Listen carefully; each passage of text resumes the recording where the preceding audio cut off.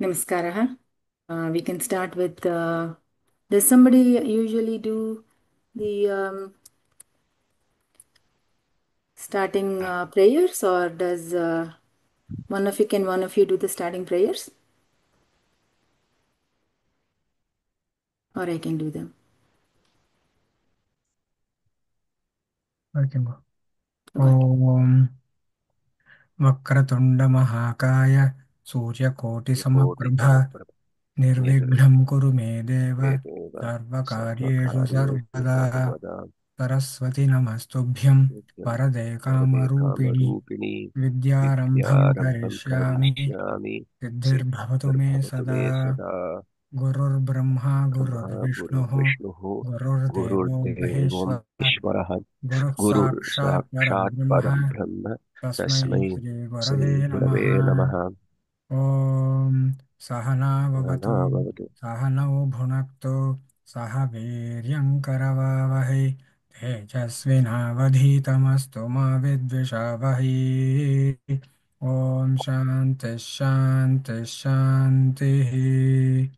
हरिः ओम्। Dhanyavadaha. Thank you so much for joining. Mama Nama Lakshmi. Adya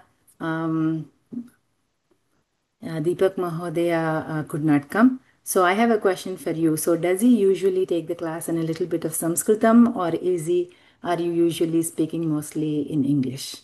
I will do as how you are all comfortable, and we will do that. You can come off mute and speak. It's a bilingual, Sanskrit Bilingual. and English. Yeah. Perfect. Okay, good. That's all I just wanted to know. And I didn't know, since normally we would have some introduction of what level you are, where you are, and all of those. Since I don't have that, I will try to hopefully do justice. I cannot fill his big shoes, but so I'm trying to, will do hopefully the best I can. If there are any mistakes, Shamyatam. Um, Agachantu, what we will do is we will try to go in order of either alphabetical order of your name when we are trying to do turns to read, and probably do some exercises that are assigned here. Okay, so if you're okay with that, I see a Joyce here, and then Bharat ji, and then who else will be Pavitra ji, Shibhani ji, and Venkat ji. Okay, is there anyone I'm missing? No. Okay, perfect. And please, if you have any questions, come off of mute and immediately ask questions. Okay. So, Adyatana, let's go. Are you able to see? Okay. I want to make sure. Okay. Adyatana Pataha. Adya ekam पुनरावलोकं कुर्मः वयं सर्वे मिलित्वा किं किं पठितवन्तः भवन्तः सर्वे गत गत गत कक्षायां किं किं पठितवन्तः पदानि क्रियापदानि नामपदानि न अक्षराणि नामपदानि संयुक्ताक्षराणि केन् यू किञ्चित् मे बी मै मैक् किञ्चित् संयुक्ताक्षराणि उच्चैः वदतु भगिनि संयुक्ताक्षराणि हा तत्सर्वं स्वराः तत्सर्वं स्वराः ओके आम् पुल्लिङ्गपदाः पुल्लिङ्गशब्दाः पठितवन्तः खलु आम् आम् सर्वनामशब्दः ओके पुल्लिङ्ग आम् एकवचनं बहुवचनं बहुवचनं very good then I am trying to do okay सा एषा का स्त्रीलिङ्ग एकवचनं पठितवन्तः खलु ओके ताः एताः काः स्त्रीलिङ्ग बहुवचनं पठितवन्तः एतं सर्वं पठितवन्तः न तत् अद्य एव पठनं न भवति पठितवन्तः ओके अद्य वयं सर्वे मिलित्वा स्त्रीलिङ्ग एकवचनं स्त्रीलिङ्ग बहुवचनं पठामि गतसप्ताहे पुल्लिङ्गशब्दाः पठितवन्तः खलु ओके सो पुनस्मरणं नामपदं किं किम् अस्ति लिङ्गं वचनं विभक्तिः ओके क्रियापदं पुरुषः वचनं लकारः एतत् सर्वं पठितवन्तः खलु at least some understanding of what it means correct when I say रामः for example Ramaha is a pullingam, एकवचन right? शब्दः Ekavachanam and Prathama Vibhakti. Okay, Ramaha. विभक्ति न विभक्ति दृष्टवन्तः केवलं Vibhakti na drishtavantha. Okay. Vibhakti, let's just assume that when I say Ramaha, it will be Prathama Vibhakti. पुरुषः Purusha, pullingam, pumlingam. Okay. Ekavachanam Ramaha, Vibhakti, Prathama Vibhakti. Okay. Then Kriyapadam. Kriyapadam kim jatavantha. Do you know any Kriyapadani? गच्छति Gachati. पठति So let's stick with Gachati. Very good. So Gachati, then Gachati also has Ekavachanam. Okay. Purushaha, again that Purusha, I don't know how familiar some of you are. You have, what are the Prathama Purusha, Madhyama Purusha, Uttama Purusha. So Gachati will be Prathama Purusha and Lakara will be Lat Lakara. And that is present tense. And we will learn that slowly in the future. For now, just, right? And then Pullingam, Strilingam, Napunsakalingam. There are 3 kinds.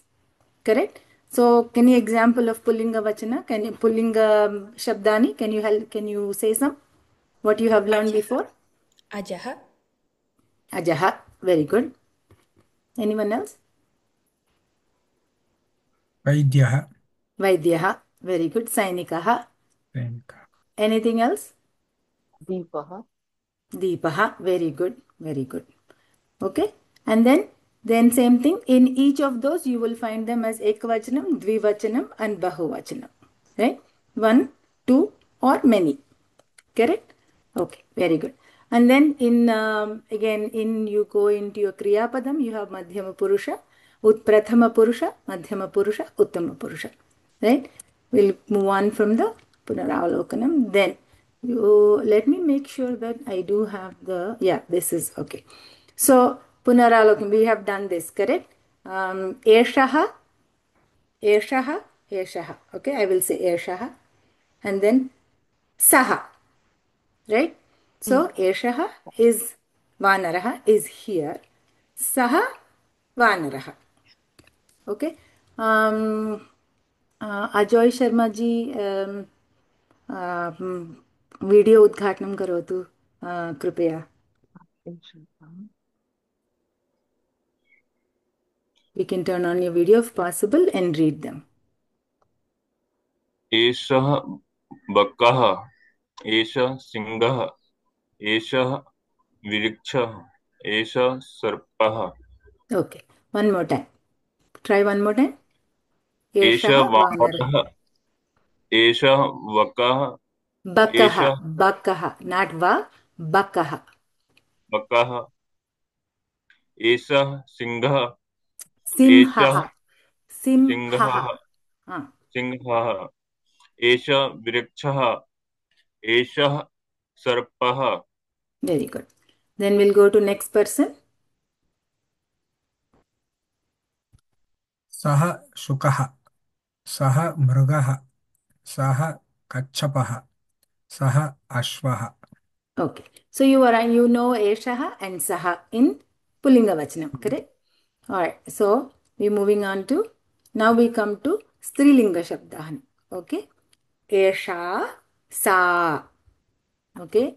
Esha, Nari. Sa, Nari. Okay. Same thing. Esha, Nari. Sa, Nari. Okay. Now, that Sa in Prathama Purusha, it is Prathama Purusha Ekavachanam. Okay. Then, so first thing, Dure asti ched Sa. Okay. So, Sa Mala asti. Okay. Then, Esha. Prathama Purusha Ekavachanam. So one thing I always tell people, try not to translate everything into English and learn. I'm still learning. I'm still in the learning phase. But what I found as I went into my more classes and more learning, while not trying to translate and start, oh, that means this, but contextualizing, thinking, oh, like this, Esha. right? Sa, like that. That makes so much more connection rather than just translating everything and trying to learn. Okay, so that's what I will try, but please try to learn in the way whichever is connecting to you. Okay, so esha prathama purusha ekavachanam. So samipe asti chet esha. I wish I had esha. Anyone know the Sanskritam padam for this? दूरवाणी Duravani. Yes, very good, Pavitra ji. Esha Duravani. But I'm trying into Ikaranta Strilinga, but we can read that should be. So if I put it somewhere there, it is somewhere there, then सा what would you say? सा दूरवाणी Very good. Sa Duravani. Very good. Now, same thing, right? He has shown into some pictures here. Sa Esha Ka. Okay? Sa Ka. Esha Ka. सा दूरवाणी Esha Ka. एषा दूरवाणी Very good, very good. So, ka will give you the Strilinga question. Okay. So, what we did right now, I went into Duravani, but pardon me for that. Mala. Sa mala. So, akarantaha Strilinga shabdaha. So, we'll go into akaranta Strilinga shabdaha. Okay. So, very simple, familiar. We can go through this. Next person, who was the next person? Shivani ji or Pavitra ji, you can pick up. हाँ। Sita Durga Radha Very good. Now try saying one more time the second word. Durga Okay. Remember? Durga Dakara is a alpa prana. So many times this is very common. Lot of us will get into that Dakara Mahaprana a little bit. Consciously try to observe that. That is the only thing. Simple things. As clear as try to sound the letters as clear as you can. Practice. Okay. So now this is Sa Ka. Sa Dvichakrika. Okay. Move on to next one. Shivani ji. एषा का एषा बालिका Now, as you can see, Esha Sa. Okay, Esha Sa. Then, Shivani ji, one more time. सा उत्पीठिका Utpithika. टिका Okay, Utpithika. All right. Now, Venkat ji, Venkat Mahoday. एषा का एषा दिन दिनदर्शिका Esha Dinadarshika. Okay. दिनदर्शिका Now, next one. सा जवनिका जवनिका Javanika. जवनिका Javanika.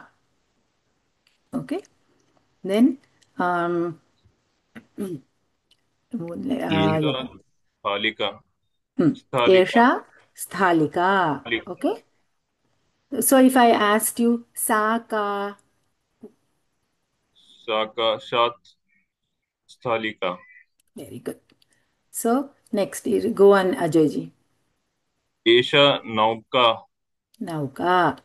Then, Acharya ji, this is neutral gender, right?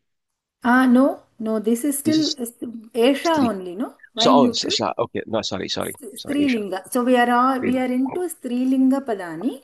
Padani, okay, Akaranta Strilinga linga Padani, Shabdani. okay, Shabdaha, right. okay? Akaranta Strilinga Shabdaha. Esha Nauka. And do you know why it becomes Akaranta? Ending Bec- in ending Correct. in Ending is if you do the Chedam, it will become ending is coming in Akaranta. Okay? Akanta, yeah, Sa Gaika. Garika. Okay? Bharatji?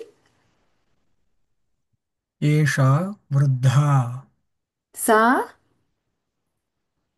सा का सा वृद्धा continue.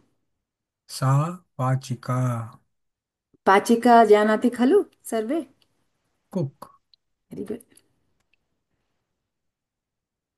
Go on, Bharat. सा शिक्षिका One more time. सा शिक्षिका Shikshika. शि Natsi sakaram na bhavati, shakaram bhavati. Okay? शिक्षिका Shikshika. It's a little bit tricky, but please be aware of that. Okay. Sa shikshika. Anya padani asti khalu shikshika. Anyone knows? Teacher Another word for another one. shikshika? अध्यापिका अध्यापिका Adhyapika. Very good. Adhyapika. Acharya. Adhyapika. Acharya. So It's a Acharya, distinction, right? Level Acharyaha, yeah, Acharyaha will become आचार्य Pullinga. pulling up. Ah, I have आचार्ये to go look for whether it is Acharyi. I don't know what the Strilinga is for Acharya. Acharyaha is a Pullinga. pullinga. Adhyapikaha Adhyapika. Pullinga. Adhyapika अध्यापक Strilinga. Adhyapika. Shikshika, Shikshikaha. आचार्यः Okay? भवति वा Yeah. Then next, after Bharatji, it is पवित्र Pavitraji. एषा का एषा एषा बालिका एषा सा का सा वैद्या वैद्य जानाति खलु डॉक्टर् भवति पुल्लिङ्ग शब्दः कः सः वैद्यः भवति वैद्यः उत्तमम् आ, एषा का एषा कुञ्चिका कुञ्चिका ओके अहमेव शिवानी महोदय सा का सा पिपीलिका पिपीलिका पिपीलिका वदतु छात्रा शिक्षिका लेखिका एषा छात्रा छात्रा एवं वदतु एषा एषा छात्रा एषा शिक्षिका एषा लेखिका वदतु सा एषा सा सा सैनिका सैनिका सा आरक्षिका सा सूचिका सैनिका पुल्लिङ्गशब्दं कथं भवति सैनिकः आरक्षिका आरक्षकः रक्षकः आरक्षकः आरक्षक शकाः विसर्ग नेक्स्ट सॉरी वेंकट जी या Sa वेंकट महोदय sa rajaka. Sa vaidya. Sa pachika. एषा उपयुज्य वदतु एष एषा पेटिका. एषा मापिका. एषा जनविका. थर्ड वन एकवारं वदतु पुनः वदतु एषा एषा जनविका. जवनिका जवनिका. जवनिका. जवनिका जवनिका. एषा उत्पीठिका. एषा माला. एषा द्विचक्रिका.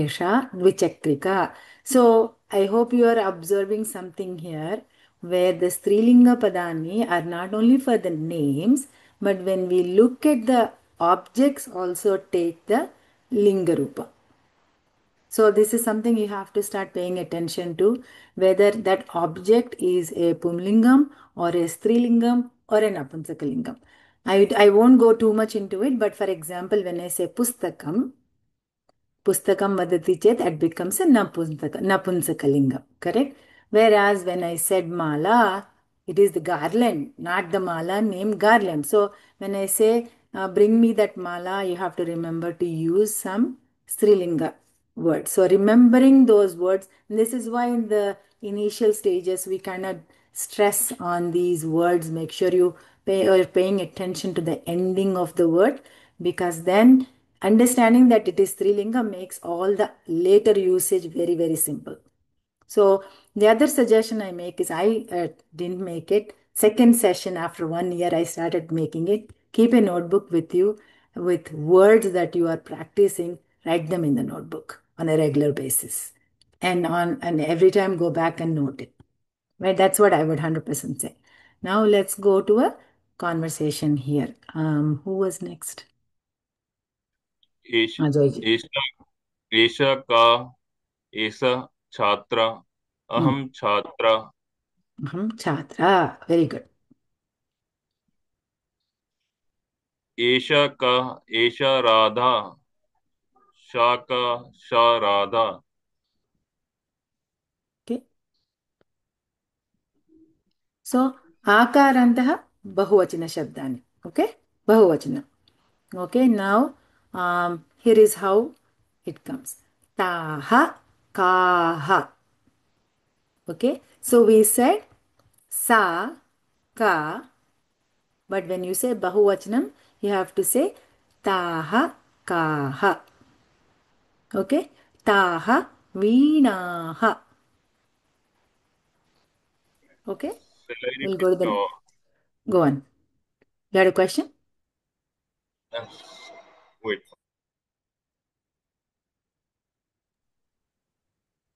Okay. ताहा काहा ताहा वीनाः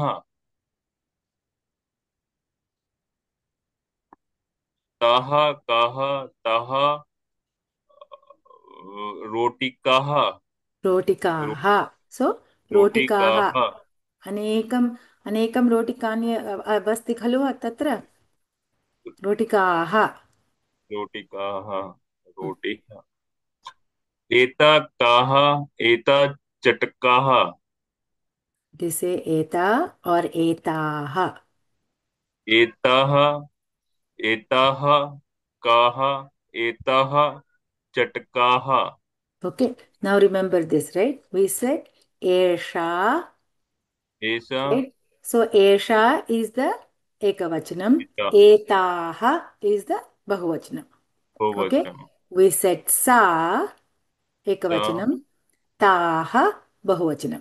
बहुवचनं okay, okay so make note of that. It will be keep repeating this, and then someone keep an eye on the clock. I don't want, since I'm still new here, I just want to make sure that we have enough time that we cover everything. So if I'm not going fast enough, please prompt me. I'm okay with it.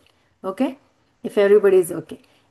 Etaha kaha. Bharatji? एता एत No, no, Bharat continue. Finish. Mahoday, finish. एतः एतः काः काः एतः गुलिकाः Gulikaha. Very good. Marichikaha. Okay. एताः I'm just काः going to quickly go, oh, if that's okay, or if you're okay with slow down, I can slow down as well.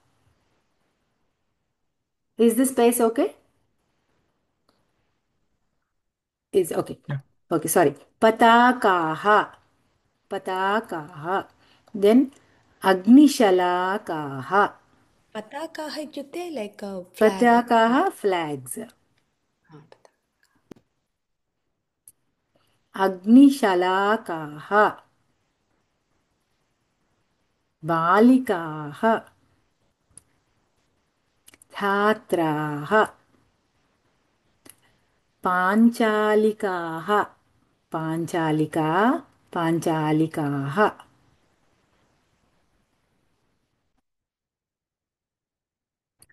Bharat महोदय?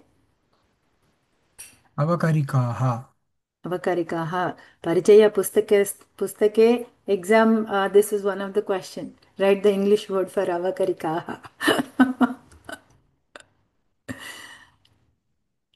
महोदय? निधानिकाः आधानिकाः Nice words, right? Nidhanikaha will be, what do you think that is? A cupboard, right? wardrobes Wardrobes or cupboard, or yes. Adhanikaha, tray tray, something you are serving. Now we're moving on to ईकारान्तः स्त्रीलिङ्ग शब्दाः. We finished आकारान्त स्त्रीलिङ्ग शब्दाः. Now we're going to ईकारान्त स्त्रीलिङ्ग शब्दाः. भरतजी? पार्वती देवी Saraswati So remember this, this is actually the name. Devi is the full name, that some people will say Saraswati like that. But if you are seeing the Dirgha Ikara, when your shlokas are anywhere, please make sure you're saying the full Ikara. Okay? that means that is the name. Because in the future you will know when I say Devi, that is Sambodhana. I'm saying, calling her, right? You probably already know a little bit of by your chanting or learning wherever, you will know that you are seeing some Haswa words. Saraswati, Namastubhyam. Oh Saraswati, I am praying to you. That is how that remember that Ikaranta, Ikaranta, there is the consciously watchful for that, right? Go on. नर्तकी कुलाली कुलाली चित्रकार इत्युक्ते baker baker, potter, I think it Potter is potter, Potter. potter, potter, Potter. potter, pottery, kulali, चित्रकारी चित्रकारी पुल्लिङ्गशब्दः चित्रकारः नर्तकः कुलालः I think it is कुलालः चित्रकारः okay चित्रकारः next सूची दर्वी दूरवाणी very good नदी घटी द्रोणी and again the droni was one of the questions in the exam including Darvi. These are very easily confused words. Darvi and Droni. When you're starting to memorize, when you're seeing everything comes through, when you're starting to memorize, all these will be challenged. Pavitra Mahoday.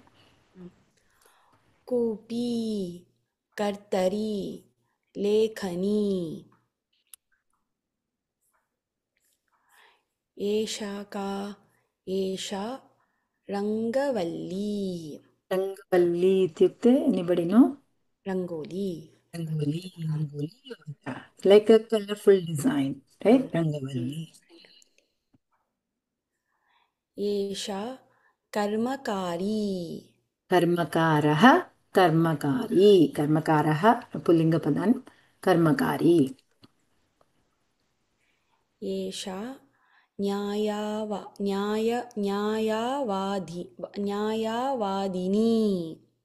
एकवारं पुनः वदतु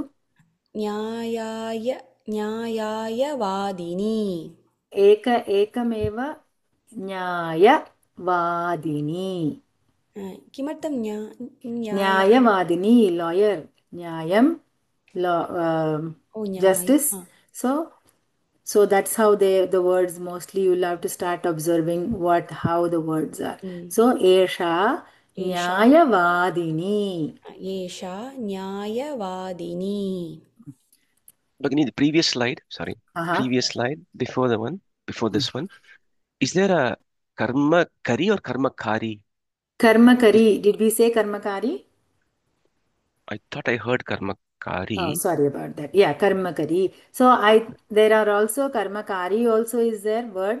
I will verify if this was a typo, but I know karmakari is what I know. Karmakaraha, karmakari, right?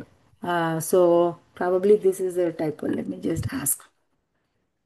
And I will post it in the group. Okay? Thank you for that. एषा न्यायवादिनी पवित्र महोदय सा लेखनी एषा अङ्कनी लेखनी पुनः वदतु सा लेखनी प्रणथा सा लेखनी अङ्कनी एषा कूपी शिवानी महोदय सा दर्वी सा आघर्षणी एषा अङ्कनी सा नर्तकी एषा घटी एषा हस्तघटी so तत्र अस्ति खलु घटी हस्तघटी हस्तघटी एषा जननी सा भगिनी so we'll get into the next one okay continue एषा नटी एषा विज्ञानिनी। सा का, सा महिला। सा का, सा शिक्षिका। Very good. सा का, सा Nari. गृहिणी, नारी, Nari. So गृहिणी। this will be Balika, possibly, right? Yeah Nari. It's everything is correct, but the whole thing is again, we are doing the words, right? सा Anyone? का, Hmm. सा लेखिका। Leave. Do you want me to? Next person, sorry, next person. Okay. This one. सा शिक्षिका, Shikshika. सा बालिका, सा uh,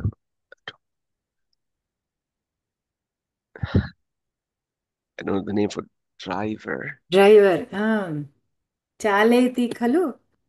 Chaleti, Chalayati. Vahanam chal, chalayati. Chalika. Would it be Chalika? chalika, So chalika. did we Okay. come to these words yet? Not yet. So we will go through that. Sa Gayika we covered. We covered, yeah. Gayika we This one? covered. Yeah. Janani, Sa Jan- Janani.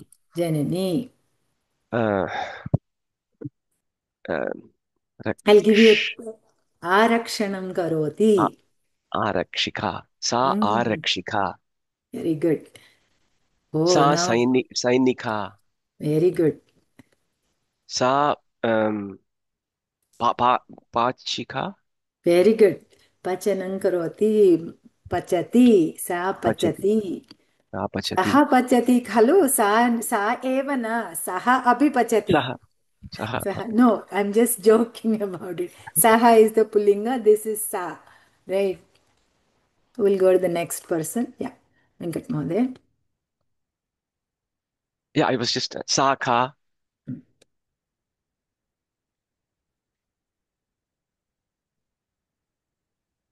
Sa. Anyone? Anyone? Everyone, you can just come off mute if you want. Petika. Petika. Petika. Very Petika. nice. Petika. Petika. Stalika. Talika. Talika. Mapika. Patika. Mm. Sir, I read this. Kunchika. Kunchika. Kunchika. Kunchika. Kunchika. Agnishalaka. Agnishalaka. Shalaka. Is it Agnishalaka. Shalaka or Shalaka? Shalaka. Shalaka. Shalaka. Shalaka. Shalaka. There are two items here. Try if you can say the both. What is this one? Agnipetika. Agnipetika. Petika. Very nice. Okay. Petika. Utpitika. Utpitika. Utpitika. Utpitika. Chakrika. Dvichakri. Dvichakri? Oh. Continue. Is it my internet? That's not bad. That's bad. Sorry. Yeah, Okay. frozen. Dvichakrika. Very good. Dvichakrika. Very good. Vai. Javanika. Javanika. Javanika. So I will give you another. So yeah, we have not come to this one. Vatayanam. Okay. I will just throw a word there. Vatayanam. That was one of my exam questions as well. I'm thinking I got confused between two. My God, memorization of all those words. Okay, good. Now let's see. Saka. Yeah. Okay. Sa Parvati. Parvati. Tatra. Can you see my mouse, right, when I'm moving? Okay. Yes. Yes. Nartaki. Nartaki. Nartaki. Nartaki. Okay. Sa. Kulali. Sa Kulali. Kulali. Kulali. This one? Chitrika. Chitrakari. Chitrakari. Chitrakari. Sa Saraswati. Saraswati haste ka asti? Veena. Veena. किम् अस्ति किम् अस्ति वीणा अस्ति सा का सा का सा अंगुलिका अंगुलिका very nice okay next person सा घटा अङ्गुलिका भवति वा अङ्गुली भवति वा अंगुली did he say angulika I'm sorry I said angulika anguli anguli this one सा घटा घटी घटी घटी द्रोणी द्रोणी very nice this one दूरवाणी वाणी दूरवाणी very good Ajay सूची सूचिका सूची no ka there सूची सूची इकारंत स्त्रीलिंगा दर्वी दर्वी दर्वी very दर्वी good कर्तरी कर्तरी लेखनी लेखनी लेखनी तत्र तत्र नास्ति okay we'll go to the next one it's okay so now let's say in esha and esha ka esha very good okay agre esha ka ऐसा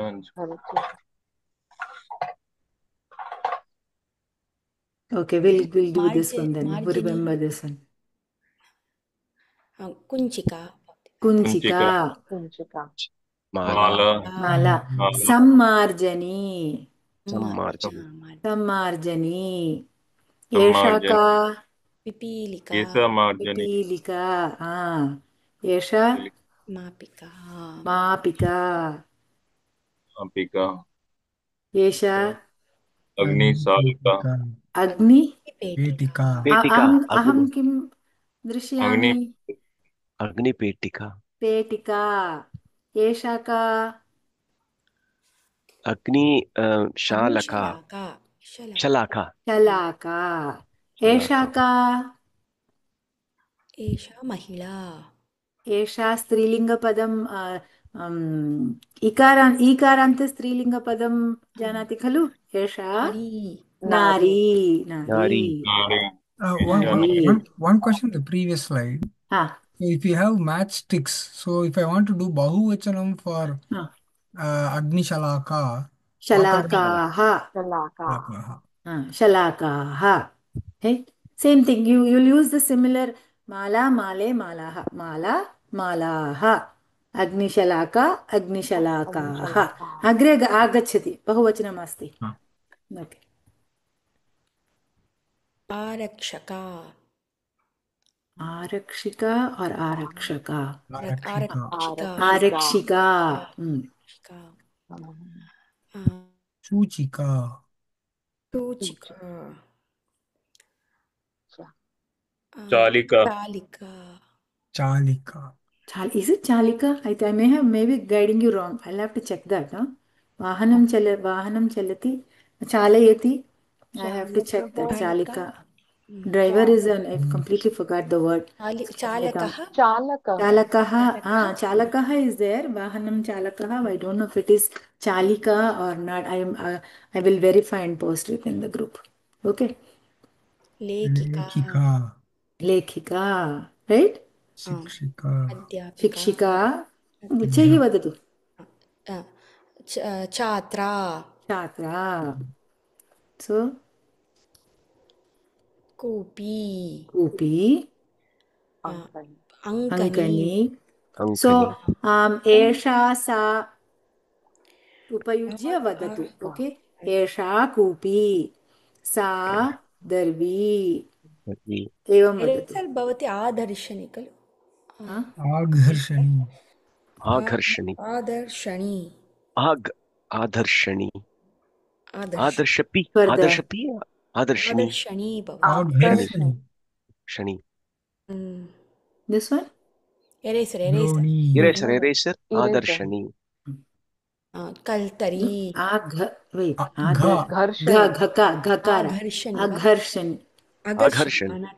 अघर्षणी So usually there's another word that will be in the book actually. Marjani is the normal word that a lot of people use for eraser. And so that the easiest way then to remember your broom will be Sammarjani. Right? Sammarjani. So then that's the easiest way, if you have Sevika, Griham Sammarjanam Karoti, Sammarjani, all of that, cleaning on all of that's the easiest way. So Marjani, Sammarjani. Agharsh, that was a new word for me. What Balaji Mahoday had created these slides, but that was interesting word to know another one other than Sammarjani. Okay. So Esha Kupi Sa सा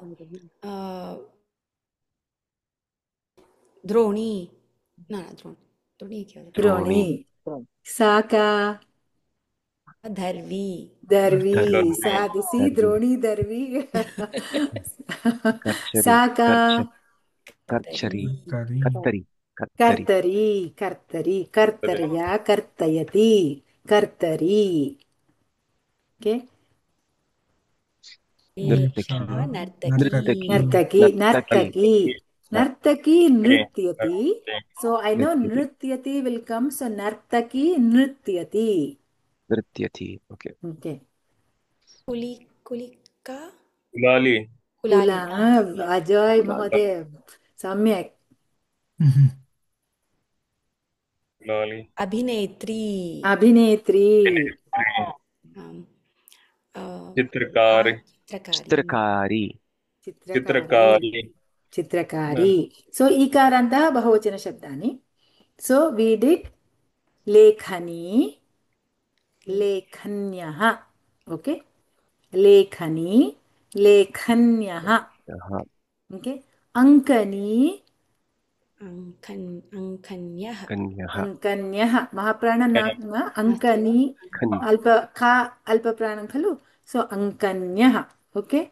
There you go. Ankani. Ankanyah. Ankanyaha. Ankanyaha. Ankanyah. Tatra katham bhavati. Remember that it is darvi asti khalu. Darvi. Darvyah. Okay. Darvyaha. The rakara halanta rakara. Oh, sorry. Halanta vakara. Okay, you cannot use the way it is not darvi, not ikaranta. So darvyah. Darvyaha. Okay, darvi, darvyah. Okay. Now, so this is the ikaranta strilinga bahuvachanam. Balika, balikaha. We did that, correct? The akaranta strilinga we did. Now this is ikaranta strilinga shabda. Nadi, nadyaha. Ankani, ankanyah. Lekhani, lekhanyah. Okay. So, tatra asti all the Srilinga Bahuvachana Shabdaha Abhyasaha. Okay. Balika will go 5 each. There are 20. Okay, we can do 5 each. Okay. Who was turn was it? No order. Okay. Ajoy ji, I think. Ajoy ji. Ajoy ji. Start. You can start. Balika. बालिका छात्रा Balika. वृद्धा Na Mahoday. Balika. Bahuvachanamapi vadatu. Balika. Balikaha. बालिकाः छात्राः एकवचनं बालिका बालिकाः एवं वदतु बालिका बालिकाः छात्रा बालिका बालिकाः छात्रा छात्राः वृद्धा वृद्धाः महिला महिलाः द्विचक्रिका द्विचक्रिकाः नेक्स्ट पर्सन माला मालाः लता लताः मरीचिका मरीचिकाः पताका पताकाः सञ्चिका सञ्चिकाः पाचिका पाचिकाः गायिका गायिकाः आरक्षिका आरक्षिका आरक्षिकाः जवनिका जवनिकाः उत्पीठिका उत्पीठिकाः अग्रे पाञ्चालिका पाञ्चालिकाः कथा कथाः अनुजा अनुजाः अग्रजा अग्रजाः वैद्या वैद्याः अग्रजा इत्युक्ते जानाति खलु सर्वे? एल्डर सिस्टर, एल्डर् सिस्टर्, अनुजा यंगर सिस्टर, यंगर् सिस्टर्, सर्वे जानाति खलु? ओके। कथा सञ्चिका सञ्चिका मेल् नो एन्वलप् वा सञ्चिका स्माल् सञ्चिका संचिका बैग सञ्चिका न बैग स्यूतं बेग् भवति स्यूतं हा स्यूतः बैग स्यूता बैग अच्छा सञ्चिका we did the word no सञ्चिका सञ्चिका envelope envelope did you do envelope? I don't know सञ्चिका I'm also suddenly forgotten when I asked the question. सञ्चिका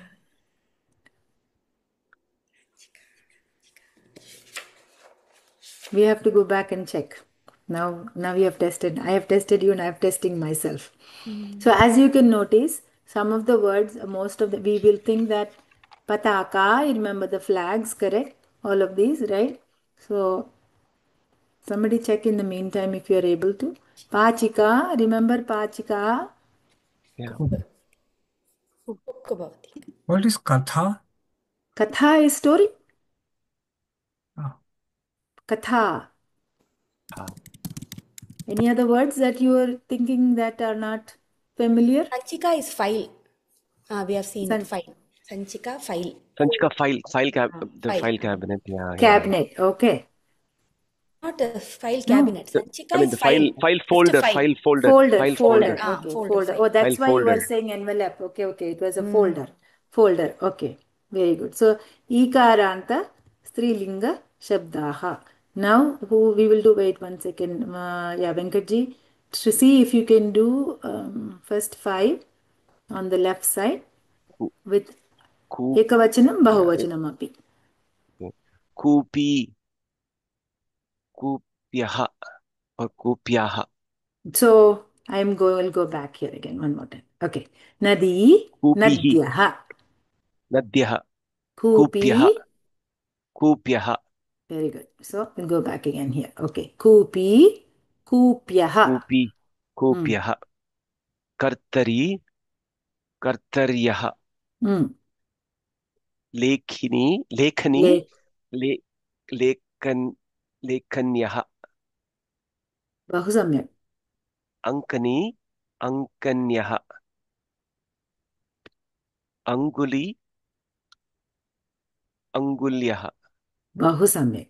So we will do 1, 2, 3, 4. Let's do 2, 2 each. So everybody can try that. Whoever is the next person. Ajay Mahade.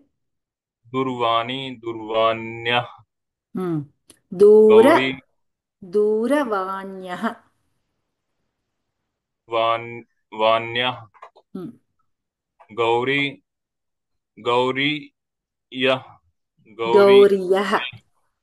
गौरीयः No, that is why, remember in that other previous one, we had a check mark on yakara and a cross mark on e. So you cannot say gauriyaha, it is gauriyaha. I wish I could write on the screen here.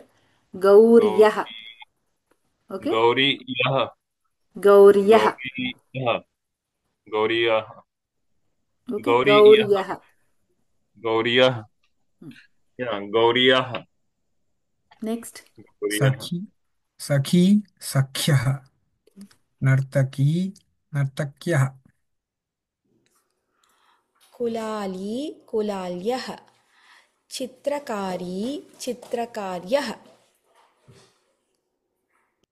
नदी नद्यः घटी घट्यः Venkat Mahade.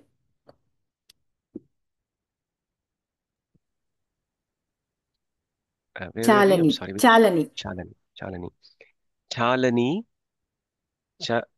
Chalani Chalanyah Sahodari Sahodaryah Janani Jananyah Samyak. Very good. So now we have come to actually the story. Normally, how do you do normally in the story? Do all of you read a couple of lines, and then Mahodaya explain karoti khalu? No, He first asks us, after we read, he asks like what we understood, and if we have, he just then rephrases whatever. Okay, very good. Let's do that. I think this is and then we also discuss what are the Kriya Padani and perfect. Perfect. Okay, let's do okay, it starts with Ajay Mahaday. First two lines you can read. कश्चन ग्रामः ग्रामे एक कृपण वस्ति. Wait. Come back again. Do again.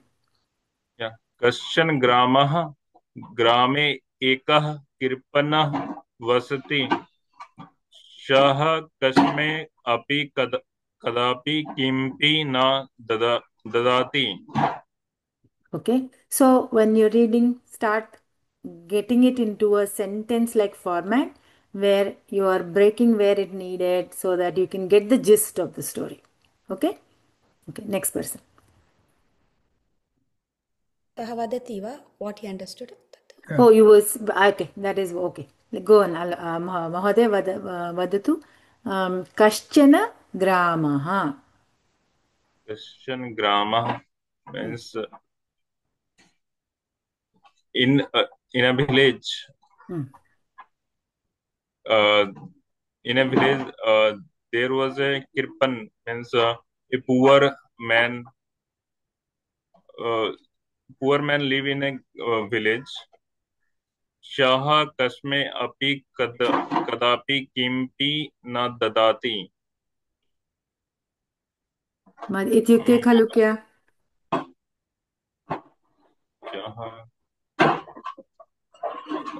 Not able to translate in English. Hindi में बोलो जी, हिंदी में बोलिए, कोई प्रॉब्लम नहीं. हिंदी में भी नहीं पता है. Saha is, you heard Saha, he. He Kasmai api, anyone. Kasmai api. Kadapi, and never. Kadapi. Kimapi, even a little. Na dadati, doesn't give. Okay, so Kasmai api. Kasmai api, not to anyone. Kadapi, anytime. Kimapi, even a little, even something. Na dadati. Okay. Okay? Okay, so yeah. Next person.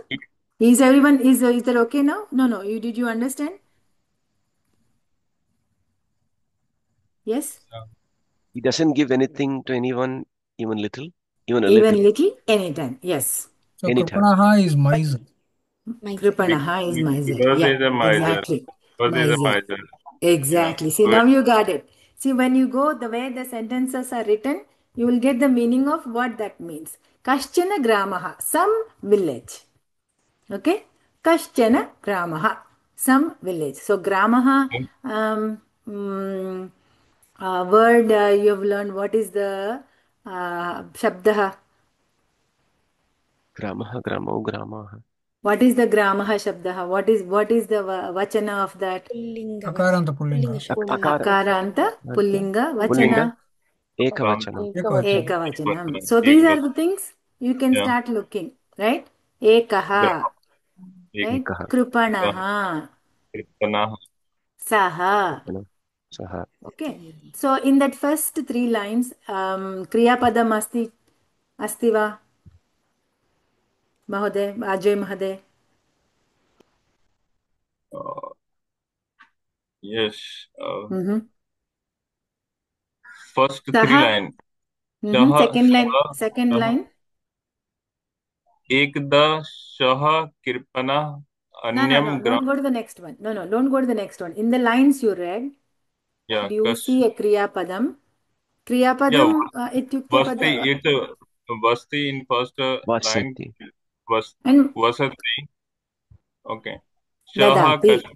Dadati. Okay. We'll go to the next person. Okay, very good. Next person. Everyone okay with it? एकदा सः कृपणः अन्यं ग्रामं गच्छति. मार्गे नदी अस्ति. तत्र नौका अस्ति। नाविकः Next one also read.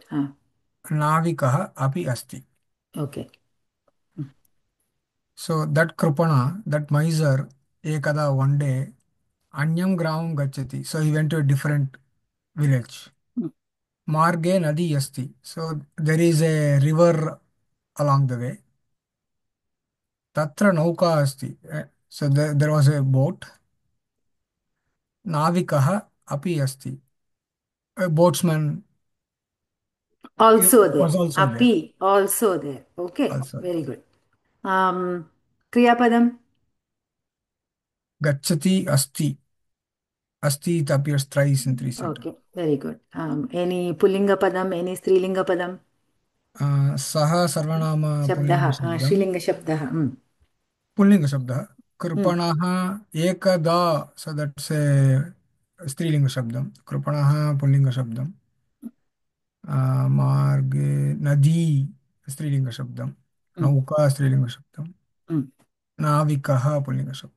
Very good. Okay. So Margaha will be a Pullinga Shabdam, right? Marga. Usually. But again, that will all come later on when you These are learn different Vibhakti. All the Vibhaktis will come, but let's stick to the simple ones.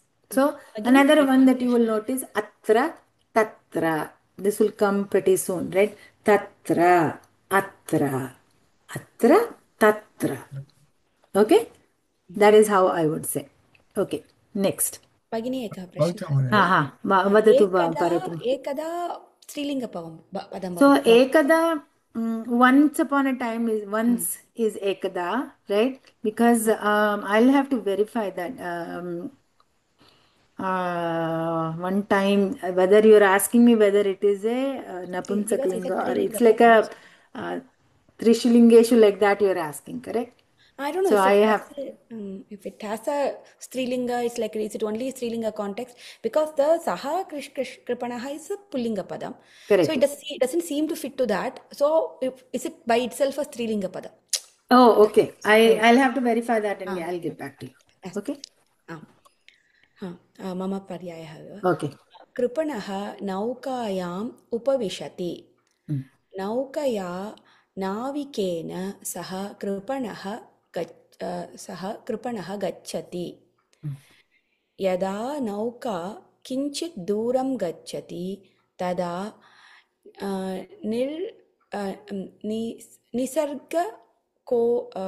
निसर्गकोपः भवति. Okay. So कृपणः नौकायाम् उपविशति.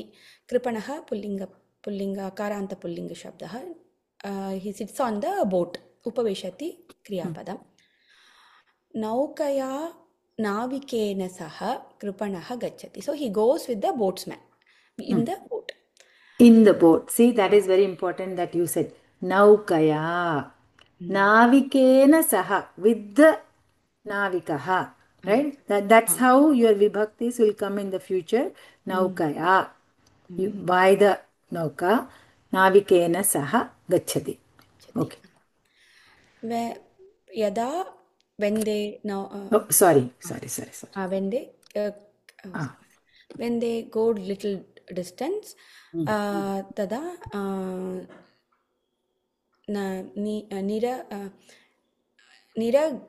nisarga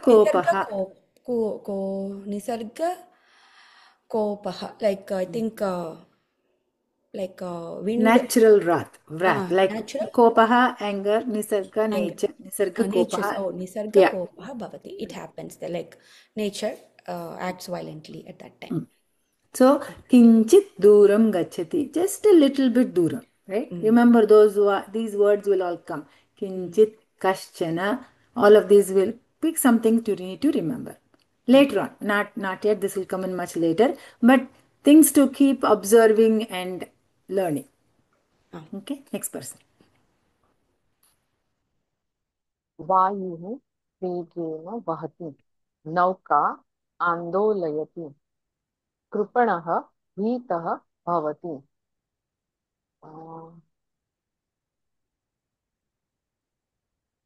air started flowing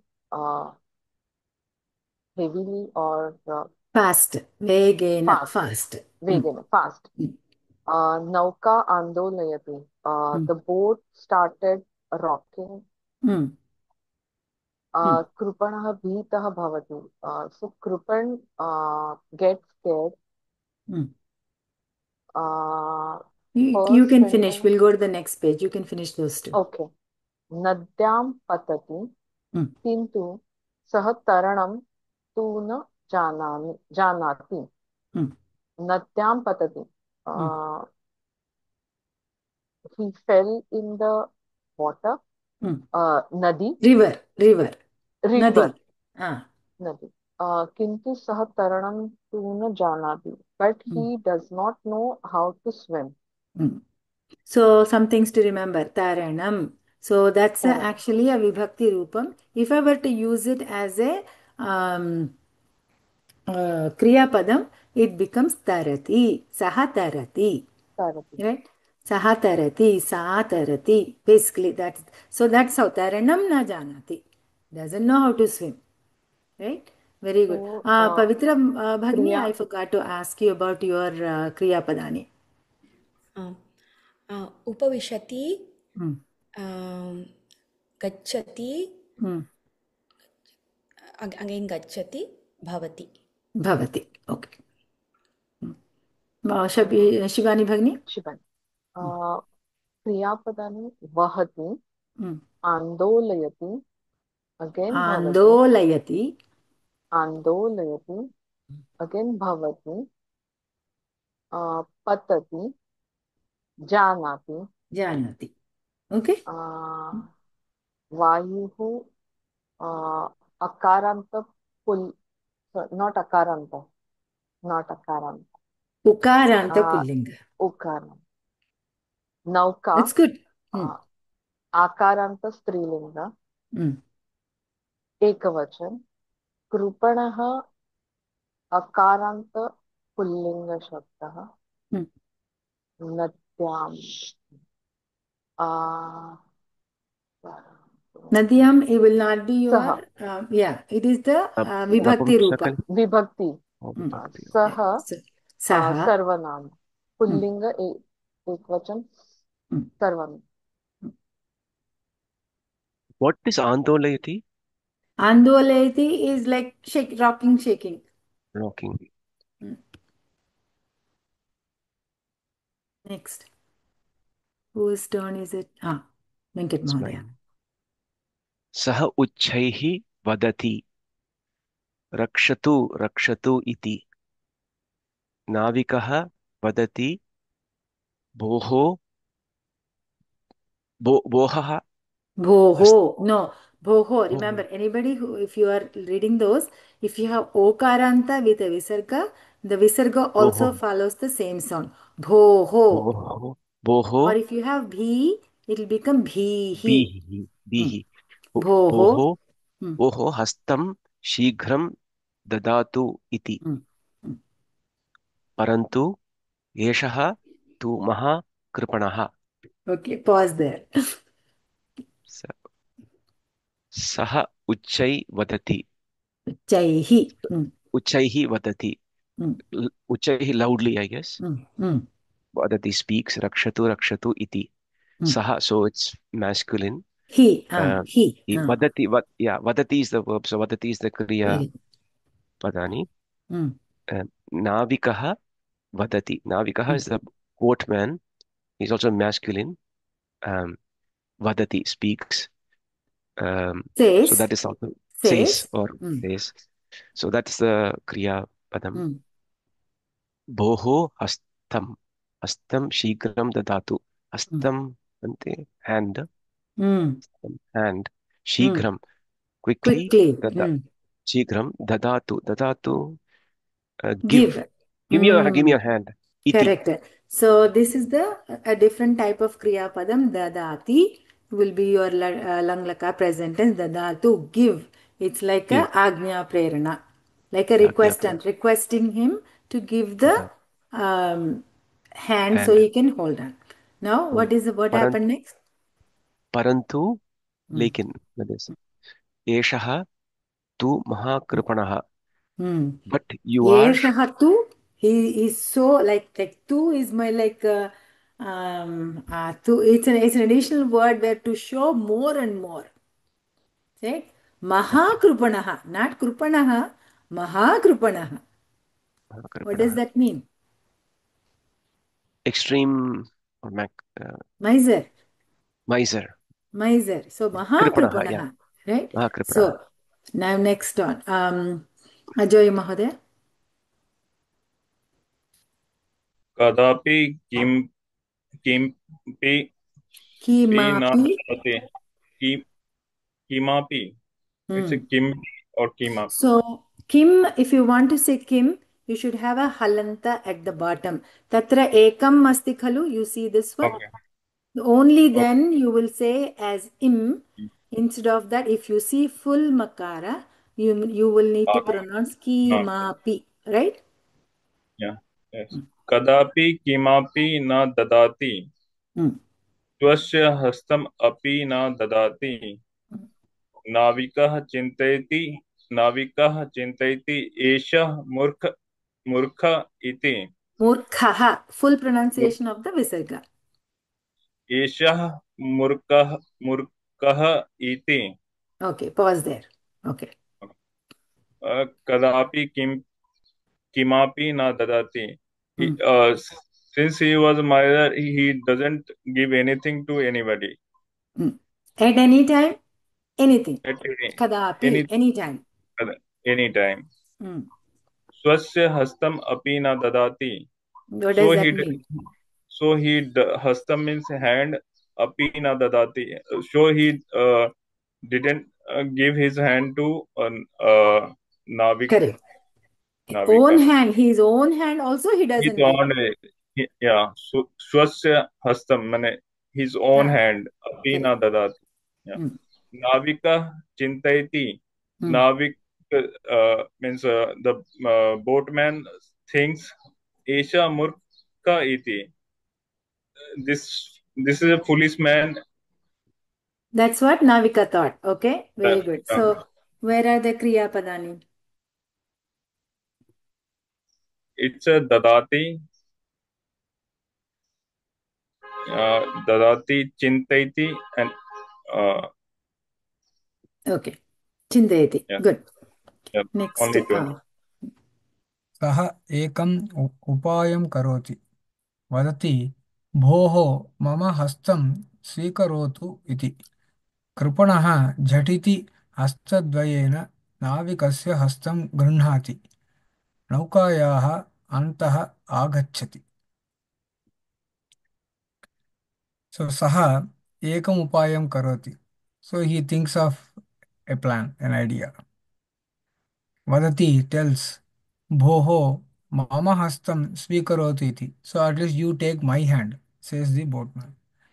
Kripanaha, the miser, jhatiti hastadvayena navikasya hastam grunhati. So hastadvayam, so using his both of his hands, he accepts Navika's. Jhatiti. Suddenly, hastadvayena. Hastam grunhati. So grunhati means holds. Holds. Takes. Grunhati. Grabs. Yeah, grunhati is basically takes. That's why jhatiti came there. Okay. So, aham grunhami, pustakam grunhami, saha pustakam grunhati. So, takes, right? So, that is why jhatiti comes much more powerful there. Naukayaha antah agachati. Antah agachati. Correct. Antah agachati. He comes. So agachati comes. Oh, he comes into the boat. Into the boat. Naukayaha antah agachati. Comes into the boat. So antaha, bahihi, upari, adhaha, all those words will come slowly. I was thinking antaha means like end. Correct. Exactly. So remember that, right? Exactly. Antaha. So all these will come later. If very easily you'll remember antaha, bahihi, upari. paritaha. All of these are slowly added up. So I think that was a very nice story. Yes. Many things you can actually observe in this.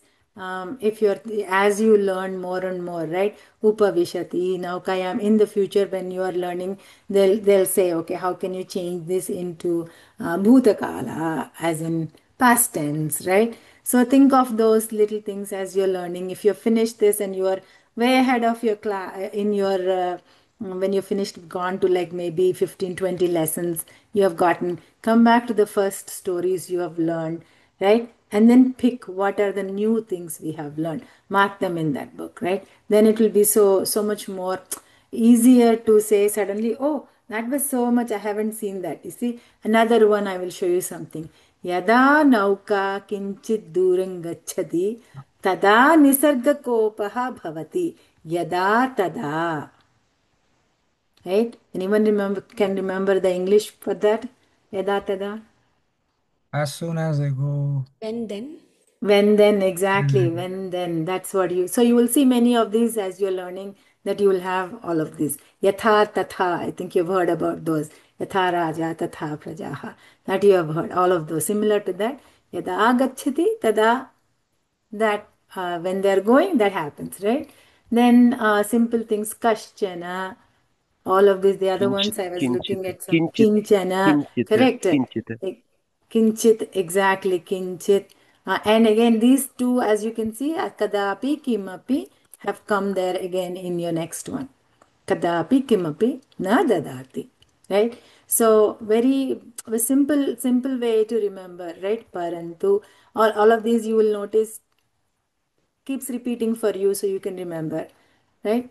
I think that was it he has. So I think I'm missing a couple of slides. I Okay. I'd heard it Yeah. as Eda Praja Tatha Raja, not Eda Yatha Raja Tatha. Praja. That's also. Oh, don't tell Correct. me Raja is one Raja is there happening Yeah, here. it's like I shaking the live in whole world right Columbus, now. Ohio. So Okay. so we have definitely some Rajas things happening here. Okay. Kopi prashnaः सन्ति वा? No?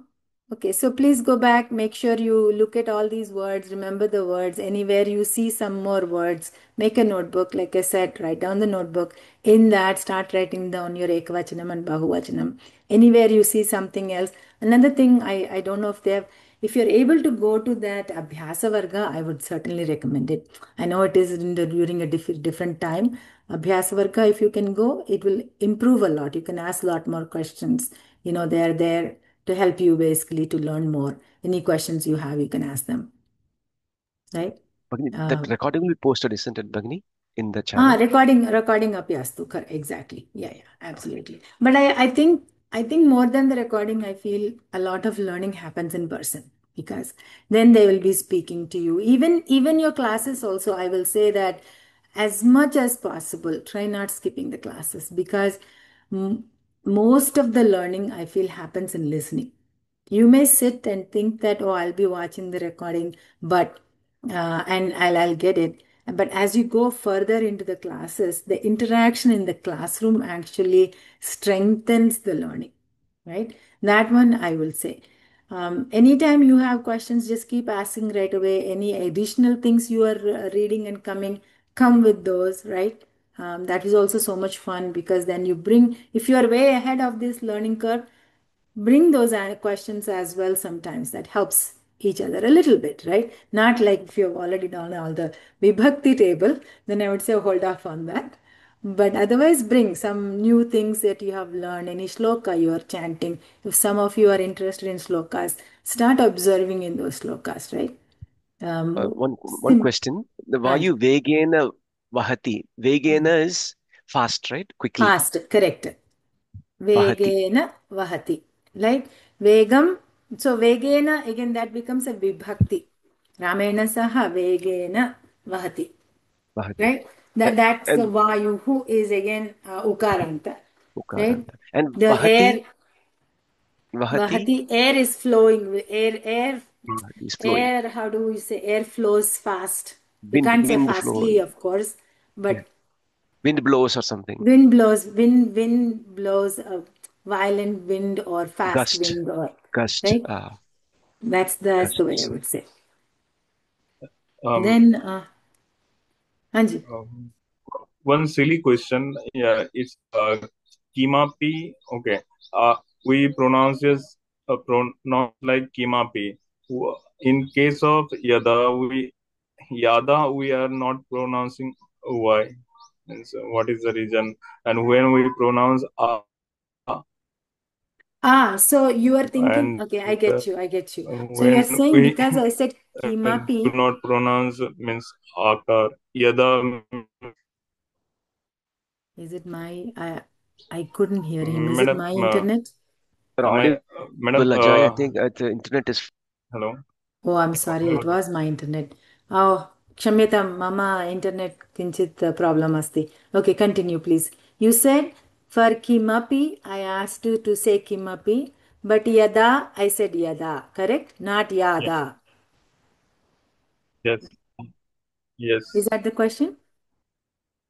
When we, yes, madam, this is the question. हाँ, so I understand. So Hindi में जब हम बात करते हैं किम्पी makaram sometimes usually is a little bit more shortened version, but in Sanskritam you must always, if you see the makara like this, ma has to be fully pronounced Ah, no matter what it is. Okay, but okay. I will give you another one.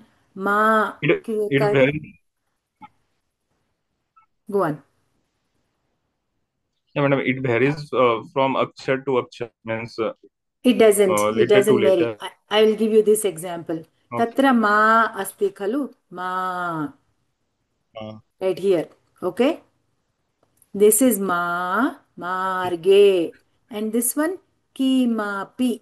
Okay. And but this one, where is ekam? Ekam tatra asti khalu. Anyone see ekam makara? Halanta makara. Third line, Anyone see? Huh? third line. Naukayam. Third line, Nauka. Naukayam. Tell me the line number. Sorry. Yeah. Yeah. Naukayam. Okay, here we go. Sorry. Third Third, line. third. Naukayam. Line Kirpana Kripanaha Naukayam. Naukayam Upavishati. Upavishati. Upavishati. So you see this one, makaranta halanta, this is called halanta. So this is naukayam. Halanta. You will not see naukayama here, okay? This one, when you see Naukayam. like this, you should say naukayam. But right here, it must be kimapi, not kimpi. Kimpi होता तो यहाँ pay एक हलंत होना चाहिए. Right, like that, like a line there. Okay? So This every is only letter, for Makara or No, any every other letter, letters. so every third line letter. from bottom, kinchit. It's not kinchita.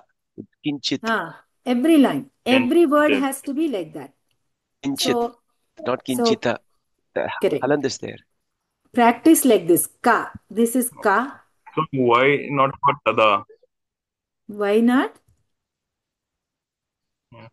Why not for Tada? Oh, kada. You're saying why not kada here?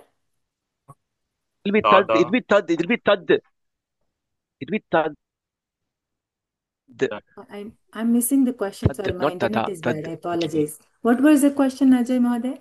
I think No, I think he's he's confused about asking. because in Tada, he's wondering why it's not Tada.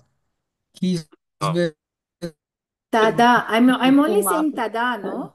Okay, right here, No, kinchit. I'm not saying The da. Do you see what you're it's saying? not the. Yeah, it's not the. It's ta. Fully she's saying tada. Ta Ta da. da. You have to say Full. tada. Full. Then Tada. upavishati, like that. It's not upvishati. अगर उपविशति होता तो half पा होना चाहिए. Oh, Okay. okay.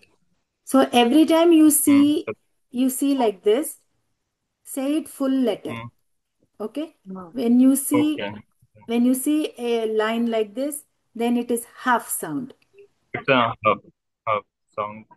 Half sound. Okay. Kinchit, right? Like that. Same thing. Naukayam. Makar. Not naukayama. Okay. Naukayam.